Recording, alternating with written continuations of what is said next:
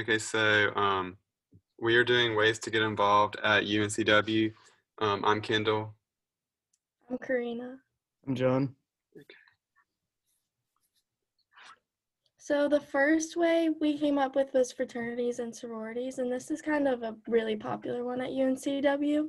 So at UNCW, there are 32 social fraternities and sororities, and they mostly value leadership, opportunities and development, brotherhood and sisterhood, and community service. And in order to join one at UNCW, you have to meet the full academic and institutional requirements. So those are, you have to be a full-time UNCW student, and also some different organizations may have like additional requirements, including like a minimum GPA of 2.5 or like certain grades to be able to be in the fraternity or frat.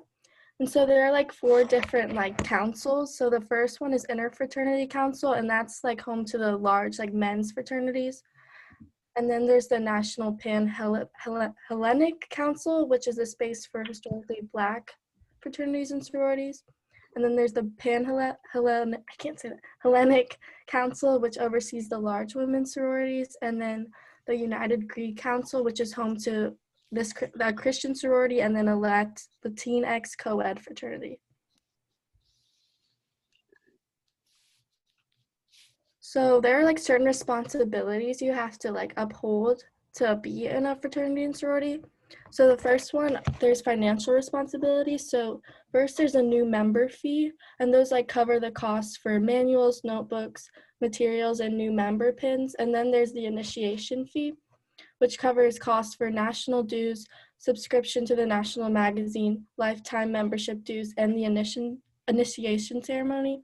And then last, there's social dues, which covers the cost for events such as like recruitment, and then officer budgets, social service projects, social functions, and special events. And then, like I said before, you also have to maintain a certain like GPA, and like your academics are really important. So you have to maintain a GPA that is at or above the average.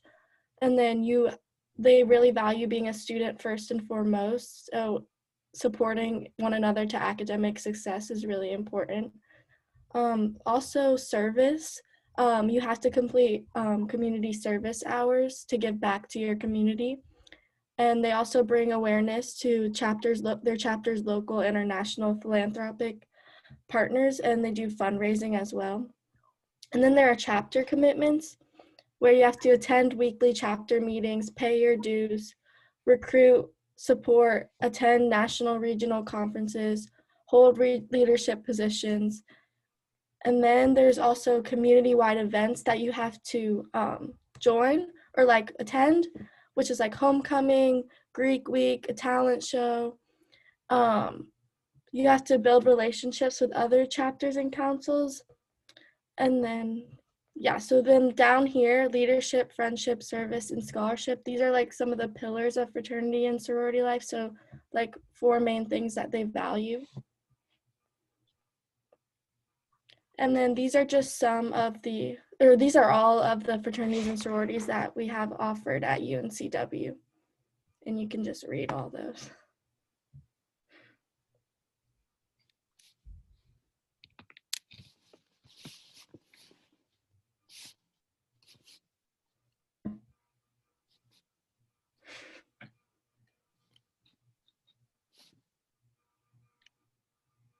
So sports clubs are like recognized by the school, and there's entirely student-led and run. And this is more for people that don't want to compete on like national level, so like NCAA. But it's like a step down for that, and there's multiple levels. So there's like pickup, more so just like on the fields we'll have a set time to go, let's say have a soccer match, pickup soccer match. And then there's club level, which is more so you have practice and you have teams that you play from other schools around you, like locally in North Carolina.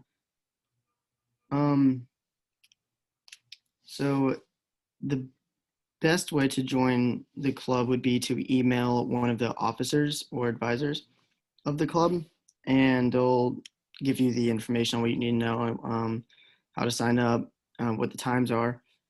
And all the clubs are listed on the UNCW organizations page. You just have to go and click sports club, and they'll all pop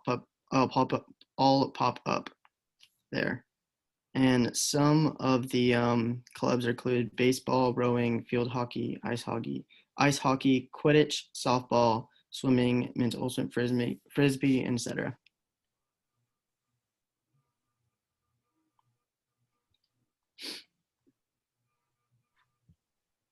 So the academic, honorary, and professional clubs are generally associated with majors and classes that students are in, but they also include like majors for honors, like biology honor society. So there's the honorary clubs are mostly like Greek life, and they're associated with the fraternity, but more in a education standpoint. So, for example, the Beta Beta Beta Biological Honor Society, and the Order of Omega, which is the general fraternity or general Greek life education club.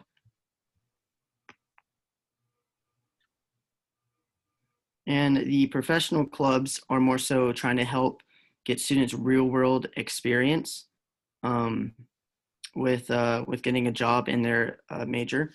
So there's like the American Association for Men in Nursing, American Medical Student Association, and there's also clubs that will help out people write their resume, get their like practice, do mock interviews, and then these clubs also have been known to help out students obtain internships in the summer.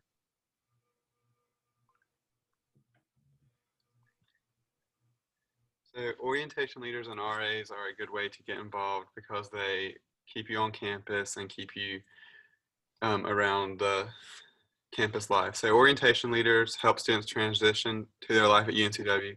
They help students through their UNCW orientation day, making sure it is a fun, exciting transition for students and parents. And RAs are responsible for managing a section of an on-campus dorm building, like a pod and something. RAs are meant to encourage and help students their first year at UNCW and guide them through their college life.